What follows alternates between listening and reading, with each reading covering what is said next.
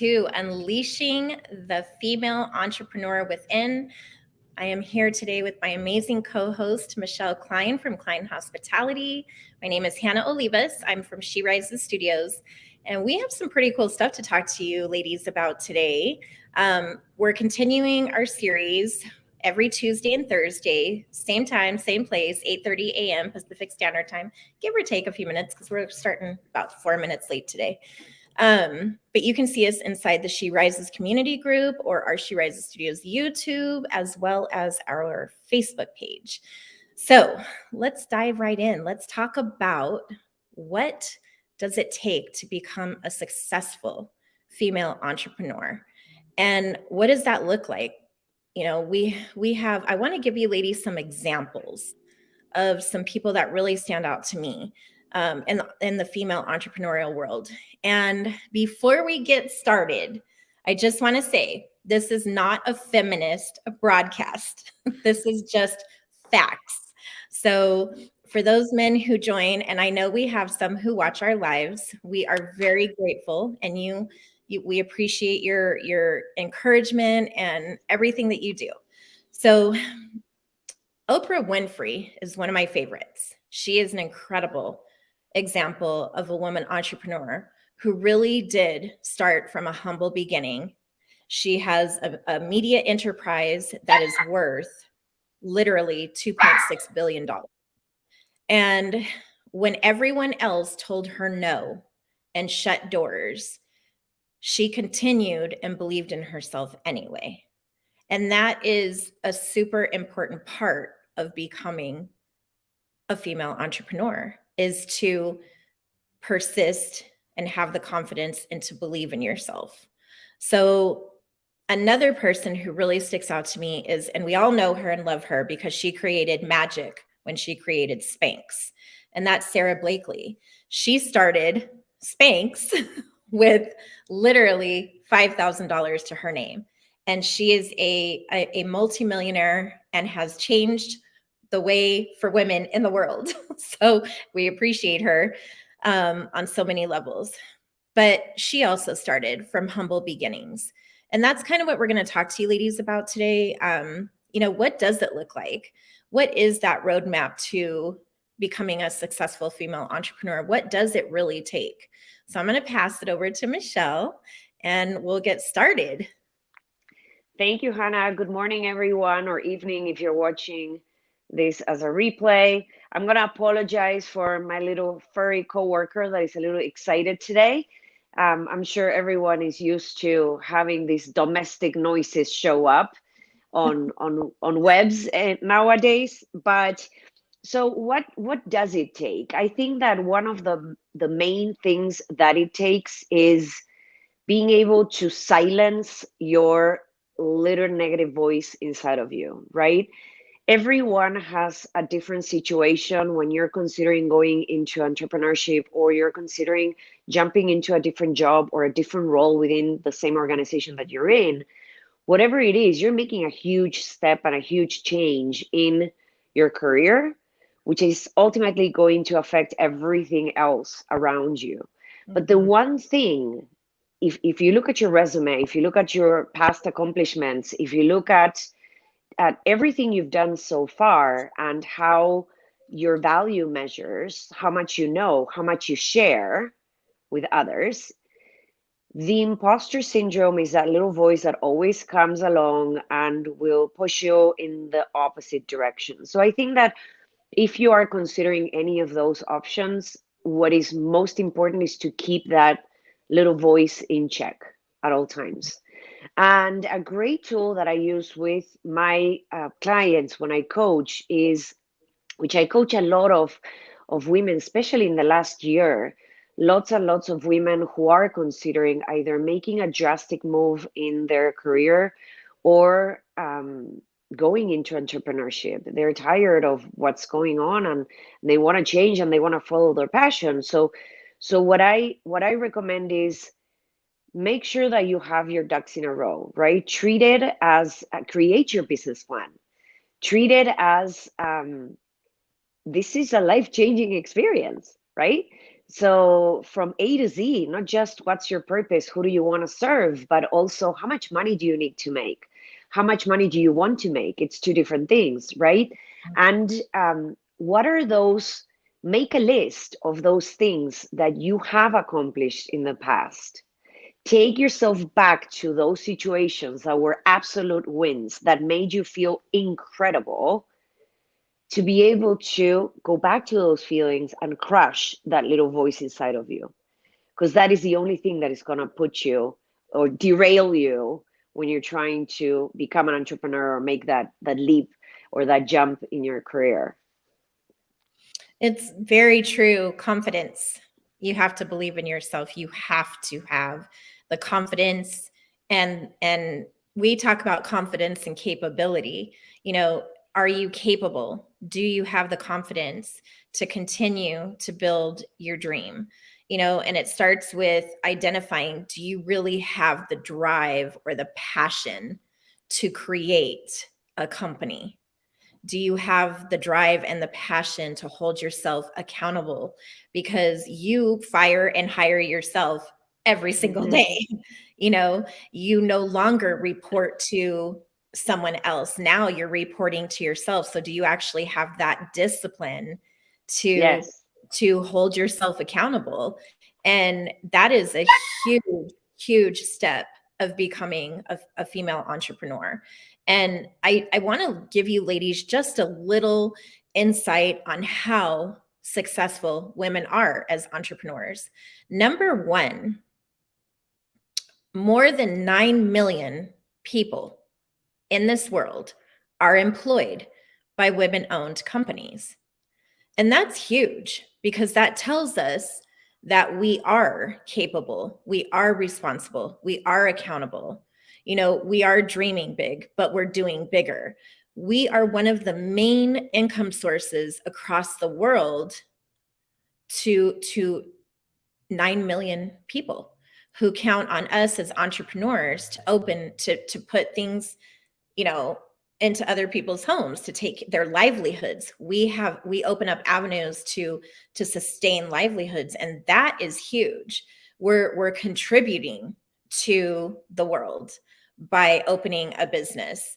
And women own 12.3 million businesses in the US. And that's those are some incredible numbers. And these numbers are facts. These are even actually a year old. So I can't wait to see what 2022 looks like, because the world continues to change. You know, we're still going on in this virtual world, we're still in this pandemic. And even so, women are so resilient and so passionate about continuing what they've started. So it kind of goes back to what you just said, the confidence that you need to believe in yourself. So that's first and foremost, is really having that deep conversation saying, can I do this? Do I believe in myself enough? Because when nobody else does, you have to. And Yeah. that's part of it. It's huge. So to piggyback on what you were saying, Hannah, which are great statistics, by the way, I was as well, doing some research and trying to comprehend what are those differences or those things that are great about women-owned businesses or female entrepreneurs. And here's a few very interesting things, right? Without, going against what, this is not a race, men.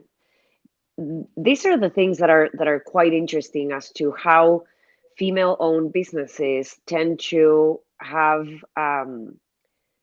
a very impactful difference in the world, right? And some of that has to do with resilience, like you were saying. We are more resilient, right?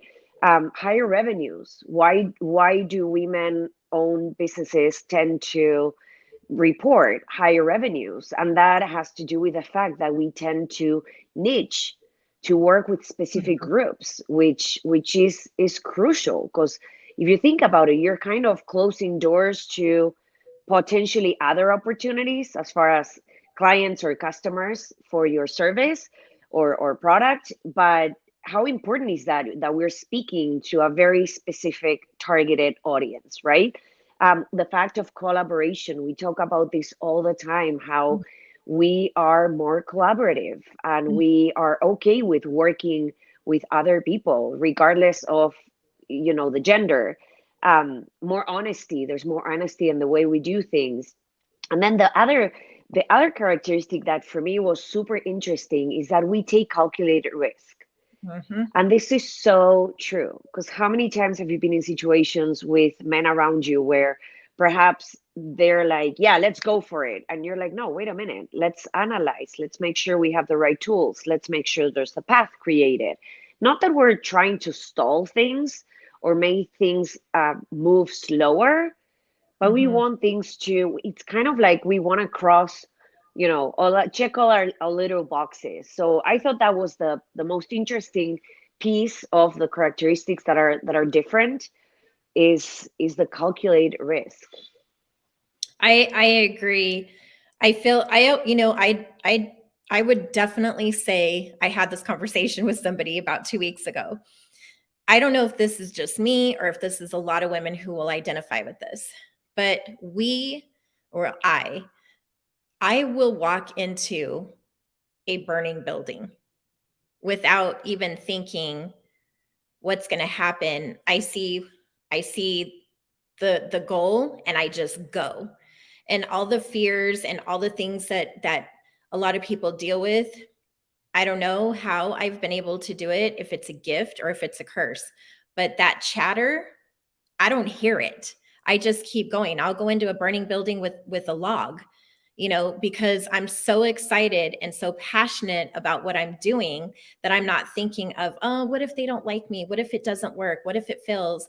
Do I have the education for this? Am I worthy for this? Like all that stuff does not compute with me. And I hope that when other women are considering opening a business, or for those who are already seasoned entrepreneurs, I almost want to say have that mindset.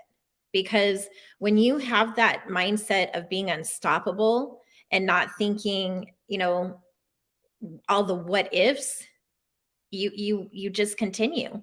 You are unstoppable. It makes you, what you just said, resilient. And women are incredible business owners. We operate with empathy. We operate with sympathy. We're emotional. We're emotionally intelligent um, entrepreneurs, and that is huge. Because what do we always say? People do not buy from businesses; they buy from people, because they're looking for that experience. They're looking for that um, authenticity. They want to be able to relate to what it is you're selling. And it's a really interesting. Um, it's so incredible how we've changed the way people look at us in business now. It's and it's going to continue to grow. It's not going to stop. 56% of the companies that exist today um, are all managed by top women executives. So what does that tell you? We're very smart. We're very passionate. We're very loyal. And we have very, very thick skin. We're unoffendable. So it's incredible. When you say, I love to hear women say, I want to open a business. My heart just goes do, do, do, do, do, do, because I get so Mhm. excited, because I know what that can mean for them. I know what that can mean for them as an individual, what that can mean for their life, their family, all the things that they get to do. And it isn't easy to be an entrepreneur because, like I said, you hire and fire yourself every day. You have to be your own accountability partner. If you win or learn, it's because of you, not anybody else. So there's so many different things that come along with it, but it's rewarding. It gives you freedom. It's just incredible. So you mentioned two things. One is the fact that um, taking feedback, right? So you hire and fire yourself every day. What are those things that you can pay attention to? I think that could be like a tool. And then the fact that because it is a lonely road, find someone who can help you stay accountable, right? Mhm. Like a coach. or a mentor. I don't know if a mentor would necessarily hold you accountable, but definitely get a coach throughout along the way. It's someone who will allow you to make sure that you stay on track, because literally you have no boss. Yes. So the coach kind of becomes like your boss, and also that sounding board. And so it's interesting that you mentioned that, Hannah. It's like, I'll give you an example. So a lot of people think, oh, you make your own schedule so you can do what you want. And that is so true. It is. But we also have to choose, for example, I'm leaving out of town tomorrow, but I have a ton of things to do before I can go. Because if I don't complete those things, when I come back, my to do list is going to be even longer. And so, yes, I have the freedom to choose. I can be responsible or on the irresponsible side. And of course, I choose responsible. But when others are, out, and I have a lot of friends who are out and about, and on those days I'm behind my computer working. you know um it requires sacrifice, it requires self-discipline and making good choices. It's like you have to really want to be an entrepreneur. There's no toe deep. You're either in or you're not. And the only way to know that is to have that super crystal clear vision of what you want and what you want it to look like, and then you design it. You focus on the results, but it really does start with the passion, the accountability, and absolutely 100% having a coach, because that is a game changer. So I would say when I first started, I didn't have a coach, and within a few months, I went in with, I don't know, 20 or 30 notebooks of all these things that I wanted to do. And my coach, whom many of you know, she's my strategist, she was like, okay. Um, so what I did was I took this entire brain dump for months and months and months and operated out of 20 different notebooks. And she was like, Hannah, this is great, but let's get a grip and let's strategize. And had I not done that, had I not found that coach and that strategist, I don't even know what would be of She Rises today, truth be told. It's one of the most important factors in owning a business, is having that coach, that accountability partner, and somebody to really. Absolutely. And here's the thing, it's not that you don't know what you need to do. It's not that you don't know how to do it. A lot of the times, you know what to do and you know how to do it. You just need that extra person to ensure that you get that sense of, yeah, this makes sense. You get that little temperature check. And then on Yep. the other hand, whatever you're committing to, that is still happening, because it's very easy to derail, or like you say, leave town and then don't do what you're supposed to do, and then when you come back on Monday or Tuesday, it's like, oh my gosh, what did I do?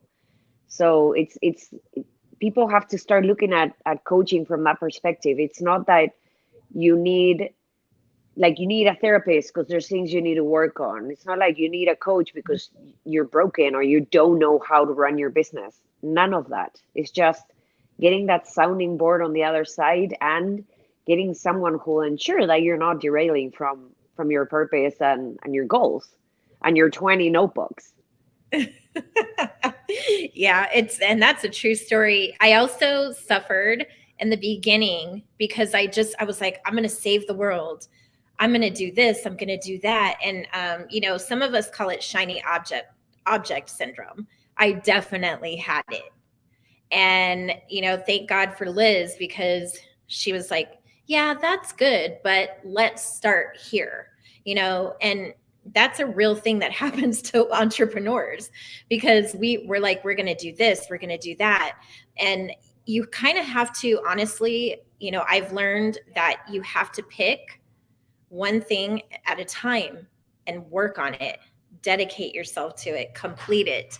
Don't Don't make unrealistic goals for yourself. Make realistic goals that you can honestly attain, and Small all that achievable back to, goals. Yep. yeah, yeah.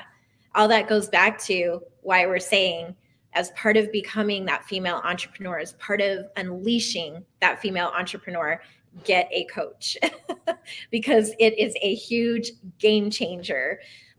Your coach will help you focus on your results. Your coach can help hold you accountable.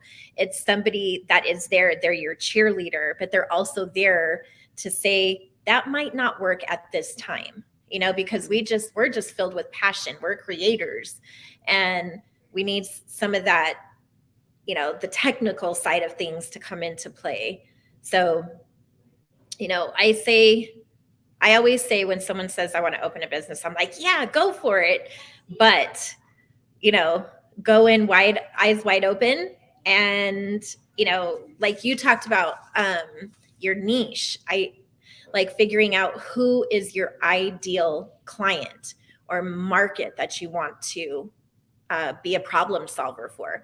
Because what is the reason that you're opening a business? Typically, we want to offer a solution. So we're offering a solution to something. And it goes back to, you know, um, the Spanx creator. Why did she create Spanx? To offer women an amazing solution. We want to look good in our dresses. We want to look good in our pants. And she found a way. Why do women open makeup companies? Because we want to look beautiful. We want to empower other women, and so on. So look at the business that you're opening as a solution, as a gift that you're giving back. I think that makes the world of a difference. And that you're not going in with, I'm going to be rich. Because what happens when we do that, Michelle? Well, you may not get there quick enough. Let's put it that way. And then when that happens, a lot of entrepreneurs will just get off get off the train, and then They that's that. quit. Yeah. They quit. So you have to be purpose driven. And if you ladies do not know what that is, that would be the first step. Find out if you have that passion and purpose to be an entrepreneur. And for those who already are, do you need what Michelle calls a temperature check? I would say yes, because even at She Rises, we do, and we utilize Michelle for that, because she has that outside perspective. She can help us see. And trust me, every woman entrepreneur needs that. So to continue to go to that next level, to continue to thrive. So don't ever be afraid to ask for help, ask for guidance. It's all a part of the growth. It's all a part of the process of being that entrepreneur. So Hannah, what I want to know what you think about this. When we do become vulnerable to the fact that we need to ask for help or we need that temperature check, right? Would you say that it's the same or it's not the same to have that temperature check, or that, checks and balances, or that sounding board in someone who's perhaps your best friend, or someone who's part of the family, or would you recommend going outside and maybe tapping into your network, someone who's not perhaps emotionally engaged Mm-hmm. with your project, and perhaps doesn't necessarily know 100% of your family dynamics, or like your personal life per se? What do you think about that? Oh, Because I have 100. my own opinion, but I'd love to hear yours. I would never ask my family members to do a temperature check on my business, because I'm going to get a biased opinion. I might get Exactly, insulted. yeah. I might get offended. That is definitely not the route I would choose. I would definitely choose someone who has that outside perspective, who is not biased, who does not know. Um, every single thing, because we need to gain that honest perspective, that honest guidance. And I don't believe that can come from family members, because they're either negative and they're like, oh, it's never going to work. It's their own fears, of Yes. knowing the big Yes. picture that is not going to allow us to push forward. That's, Yes. yeah, I feel the same way. That And the that ones it's closest important to to us, have a network that you can tap into. Yeah. yeah. Yep. And the ones Which closest I to think us it's do part it. of, sorry, I didn't mean to interrupt you again, No. but I think it's part of what She Rises is offering women out there in the world to be able to have this community where you can fall back onto and ask that question, or be able to get an opinion on a situation that happened, or perhaps how you handled it and how they would have handled it, or stuff like that. So I think it's crucial to find your community. Oh, absolutely. I know for sure for me personally, if I didn't have the tribe that we have and the women who we are blessed to be in contact with, because every single one of them has that different perspective and they're all incredible. So you're getting wisdom from all sides, and you can take and choose which to use. And it's not um it's given freely. That's what's amazing, is that women entrepreneurs most of the time most of the time will empower other women entrepreneurs. And we talk about, the collaboration over competition, especially through the She Rises family, because that is so important. When you are opening a business, you want to have a powerful She tribe standing behind you, pushing you forward or walking beside you. It makes all the difference in the world, because when we don't know the answer to something, chances are someone in our tribe does. Someone is going to give us that um, different perspective that we normally wouldn't think of, and that's huge. That's very big. Absolutely. Awesome. I love your perspective. So if we were to leave our listeners or viewers with one nugget, what would that be? Oh, it's hard to put it down to one. Ooh, I would say number one. I'm gonna do three. Number one, really assess yourself and decide if being an entrepreneur is for you. If you really have that passion and purpose, then do it. Number two, know where to focus your time and your energy. And number three, do not be afraid to ask for help, and do not be afraid to fail. It's just par for the course. Those are my three. I couldn't keep it to one. I love that. And on the subject of do not be afraid to fail, if we turn it around and think it's not really failure, it's a learning experience, then the load feels lighter. Hmm. It's not as heavy anymore. So, what I would love to share as my last point is a phrase that I heard this week that I thought was epic and completely describes what She Rises does. So, when we talk about collaboration over competition, think about this: girls compete, women collaborate. Yep. It's Mic mind drop. blowing. Yeah, my job, right? It's a matter of maturity. Yes. And you talk about emotional intelligence all the time, Hannah, and I think this describes it perfectly. Girls compete, women collaborate. So that's all I'm gonna say.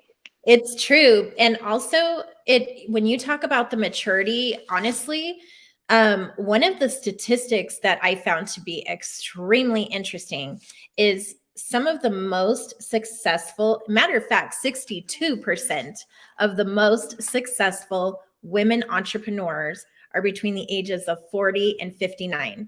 And here's the mic drop that I received from reading that, and I read it like 20 times. Number one, it's telling you it's never too late to start. Number two, it's telling you that we are powerful. We are powerful. And that's what when we say unleashing the entrepreneur within, that tells me 62% of women business owners are 40 to 59 years old, powerful, never too late to start, believing in themselves. Like the list goes on. And that's incredible. That's incredible. And if you are in that age range, do not be afraid to take that leap, because the world is yours to do whatever it is that you want to create. And even if you're not in that age range, because we do have a lot of young women business owners, even within our She Rises tribe, we do, and they're incredible. But one thing that I find is they look up to us more mature women business owners for guidance, for that helping hand. So we're making a huge difference. And that's what this is all about. That's what She Rises is about. That's what collaboration over competition means. So if you are on the fence about starting a business because you're afraid or you don't know where to start or how to start, contact myself or Michelle. Get involved with She Rises Studios. We offer public relations. We do television. We do podcasting. We do digital marketing. If you have a book that you want to have published, we can publish it. We do sponsorship opportunities. We have retreats, public speaking. There's so many different things. Like if you want to host your own podcast, we are the platform to help you achieve that. If you want to open up a business in another country, we are the platform to help you achieve that. And we designed it to empower women, to give them strength, to give them the knowledge, to give them the roadmap to that success. That's what She Rises is. So we don't ever see each other as competition. We see each other as collaborators of many different countries, different cultures. And that's all a part of what we do. And you can see from Michelle and I talking about unleashing the female entrepreneur within how passionate we are. We're so passionate about it. We made a show for it. So, if that doesn't tell you, I don't know what will. But we have so much more to share with you ladies over these next 4 or 5 weeks. I don't want to give it all away in one show. I know I love coming on here and talking to everyone. It's an amazing feeling to watch women grow in business and to know that we were a part of that. So, what do you think? I agree 100%. Thank you everyone for watching, for being here. Let us know if there's any topic in particular you want us to discuss or bring to light, or do our research and bring the research to you. Let us know. And like Hannah said, lean into this community because it makes sense. Definitely. So we will see you here on Tuesday of next week, 8:30 Pacific Standard Time. Thank you for joining us. If you have any questions, comments, concerns, you can put it in this live. You can email us. Check out Michelle Klein at Klein Hospitality. You can pretty much find her now anywhere on social media. And just check out who she is, what she does. I think she's a great asset to have. Thank you. And we will see you ladies Tuesday. Have an amazing, wonderful weekend ahead, and take that leap into the entrepreneurial world. Let us know what you did, how you did it, and become a part of this. So and do it with strategy. Yes, don't just jump into a pool that you don't know if it has water in it or not. And with 20 notebooks. Yeah. Exactly. All right, everyone. Thank you so much for watching. Thank you. Bye. Bye.